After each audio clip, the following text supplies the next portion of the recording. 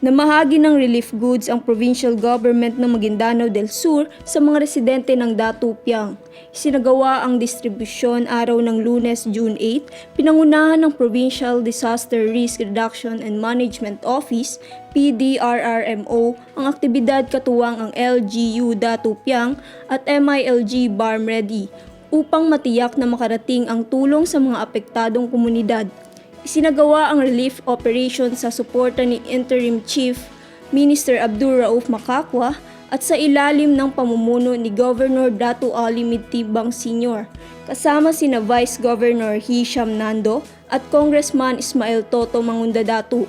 Ayon sa pamalaang panlalawigan, bahagi ito ng patuloy na pagsusulong ng serbisyong may puso at ng layunin matiyak na walang komunidad ang may iwan sa panahon ng pangangailangan habang pinatitibay ang pagkakaisa, katatagan at tiwala ng mamamayan sa pamahalaan.